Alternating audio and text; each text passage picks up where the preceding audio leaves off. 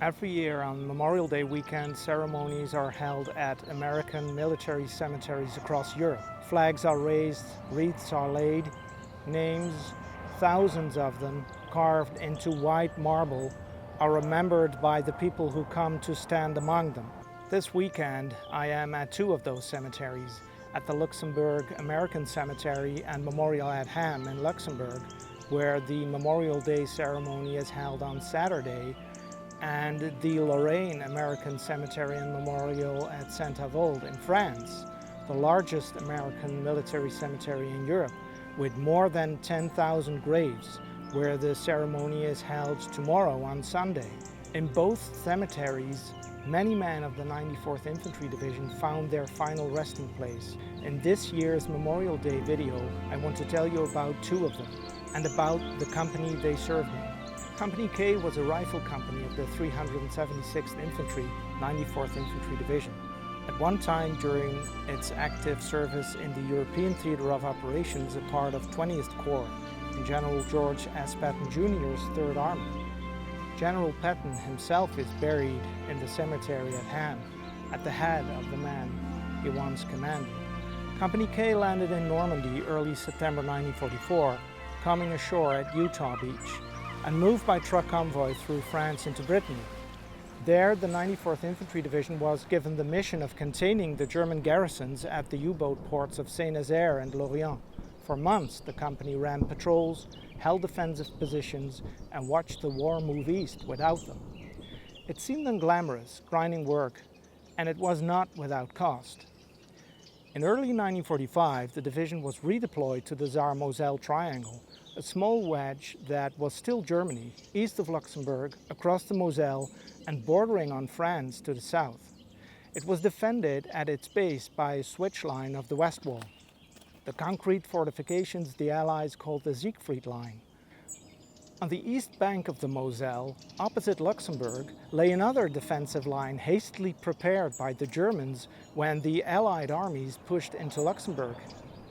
In January 1945, Company K participated in the attack on the village of Nenich, Germany. 5 days of close, brutal fighting against continuous German counterattacks in freezing temperatures. On 19 February, the company joined the all-out offensive that broke through the last German resistance in the Orscheldt switch line. 3 days later, on the night of 22 February 1945, Company K crossed the Saar River under fire.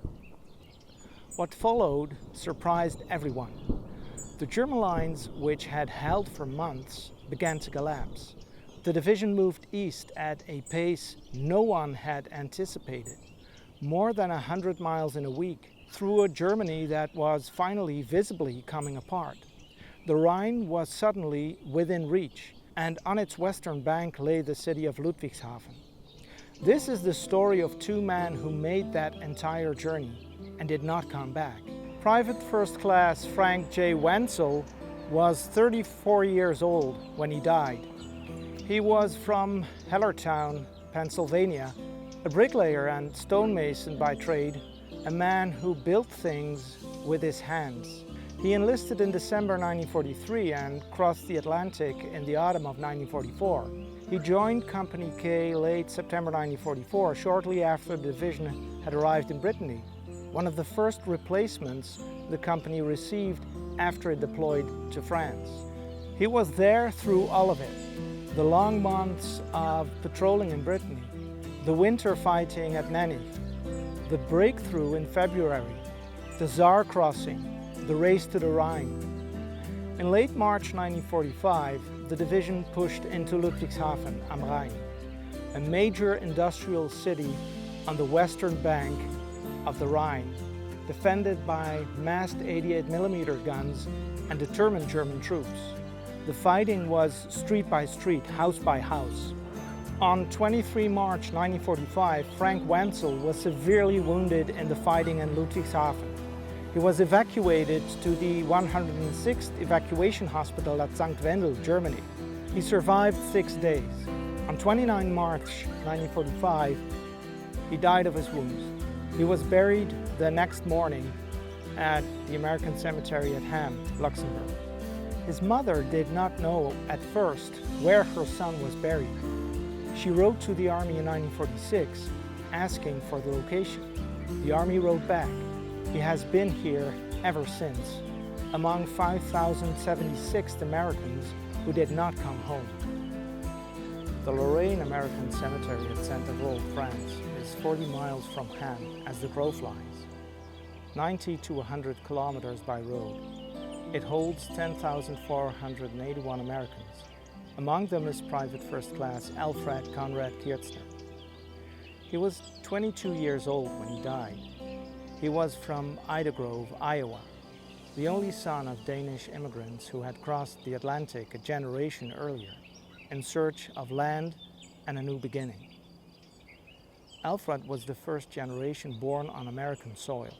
In the summer of 1944, he enlisted at Fort Snelling, Minnesota.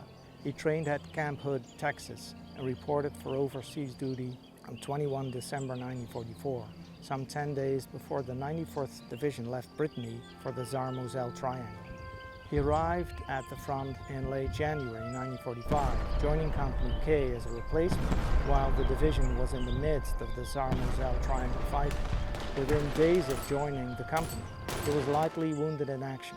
He was back with the company 2 days later. He went through the February offensive. He crossed the Saar River. He made the race to the Rhine. On 15 March 1945, he was promoted to Private First Class. He had been with Company K for 7 weeks. On 24 March 1945, the second day of fighting in Ludwigshafen, Alfred Kiertzner was killed in action. He was 22 years old. One man who was with him that morning survived. Months after the war ended, that man wrote a letter, 8 sentences describing exactly what he had seen. That letter eventually found its way to Kiertzner's family in Iowa. It is one of the most quietly powerful documents in this research. Alfred Kiertzner's father signed the burial authorization in November 1947. He chose to leave his son in France, among the men he had served with. Alfred was known to his family as Booty, Uncle Booty, to the nieces and nephews who came after him. It is the kind of detail that does not appear in any official record, but it is the kind of detail that matters most. 2 men, 2 cemeteries, 40 miles apart. Both men were in Company K.